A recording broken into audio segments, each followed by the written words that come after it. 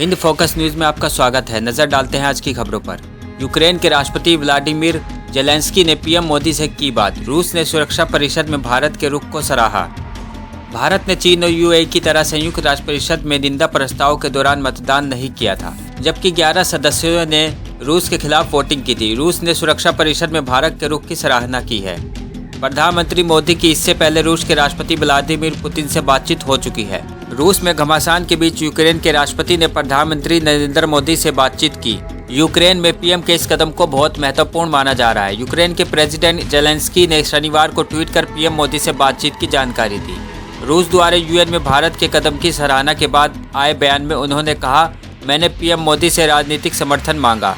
Zelensky ने कहा कि उन्होंने पीएम मोदी को 1 लाख से ज़्यादा सैनिकों के साथ रूसी सेना के हमले के बारे में बताया। वहीं भारत में रूसी मिशन ने ट्वीट कर भारत के स्वतंत्र और संतुलित रुख को बेहद सराहनीय बताया। वहीं प्रधानमंत्री कार्यालय के मुताबिक पीएम मोदी ने यूक्रेन में छात्रों समेत भारतीय नागरिकों की सुरक्षा को लेकर गहरी चिंता बातचीत में व्यक्त की। उन्होंने भारतीयों की सुरक्षित वापसी के लिए यूक्रेनी प्रशासन से त्वरित सहायता मांगी।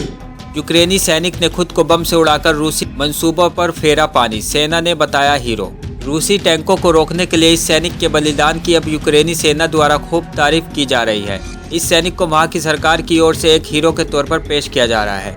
रूसी सेना ने यूक्रेन में भयंकर तबाही मचाई हुई है। दोनों ओर से हमले में काफ़ी जान माल की क्षति हुई है। इस युद्ध के बीच यूक्रेन अपने एक सैनिक की खूब प्रशंसा कर रहा है। बताया जाता है कि यूक्रेन के इस सैनिक ने रूसी टैंकों को आगे बढ़ने से रोकने के लिए अपनी जान की भी परवाह नहीं की। दरअसल रूसी सेना हेनिचेस्क ब्रिज की ओर बढ़ रही थी।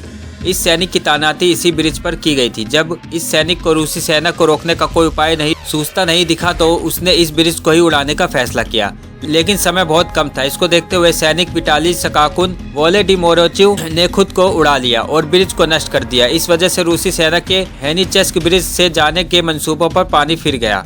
रूसी टैंक को रोकने के लिए उसके बलिदान की अब यूक्रेनी सेना द्वारा खूब तारीफ की जा रही है। यूक्रेन की इस सैनिक को एक हीरो के तौर पर पेश किया जा रहा है। यूक्रेन में फंसे 219 भारतीयों को लेकर रोमानिया से रवाना हुआ एयर इंडिया का विमान। युद्धग्रस्त यूक्रेन से भारतीय नागरिकों को निकालने की कोशिश के बीच शनिवार को 219 नागरिकों को लेकर एयर इंडिया का पहला विमान रोमानिया से रवाना हुआ। रूस द्वारा यूक्रेन पर हमला करने के बाद पूर्व सोवियत गणराज्य से भारत की यह पहली फ्लाइट थी।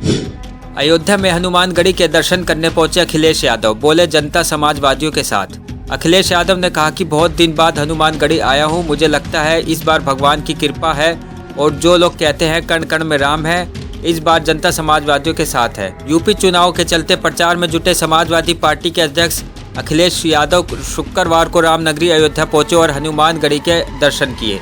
इस दौरान उन्होंने जमकर भाजपा पर निशाना साधा और कहा कि पूर्वांचल की जनता इनका सफाया करेगी। अब दिल्ली में मास्क से मिलेगी मुक्ति, सरकार इन लोगों को देगी राहत। दिल्ली में धीरे धीरे कोरोना प्रतिबंधों में ढील दी जा रही है। अब राजधानी में कार चलाते वक्त मास्क पहनना अनिवार्य नहीं होगा। साथ ही कार में सफ़र कर रहे लोगों को भी मास्क पहनना अनिवार्य नहीं होगा। यह आदेश 28 फरवरी से लागू होगा। कोरोना प्रतिबंधों में ढील देते हुए गाड़ी में अपने परिवार के साथ यात्रा कर रहे यात्रियों को मास्क न लगाने की छूट प्रदान की गई है। बता दें कि दिल्ली में जैसे जैसे कोरोना के मामले कम हो रहे हैं, दिल्ली सरकार कोरोना पाबंदियों में छूट दे रही है। अब दिल्ली में कार चलाते वक्त मास्क पहनना अनिवार्य नहीं होगा। साथ ही कार में सफ़र कर रहे लोगों को भी मास्क पहनना अनिवार्य नहीं होगा। अभी तक केवल सिंगल ड्राइवर को कार चलाते वक्त मास्क पहनने से छूट थी, लेकिन अब निजी कार में यात्रा कर रहे सभी लोगों को छूट दे दी गई है। दिल्ली सरकार ने आधिकारिक आदेश जारी किया है, सोमवार 28 फरवरी से लागू होगा।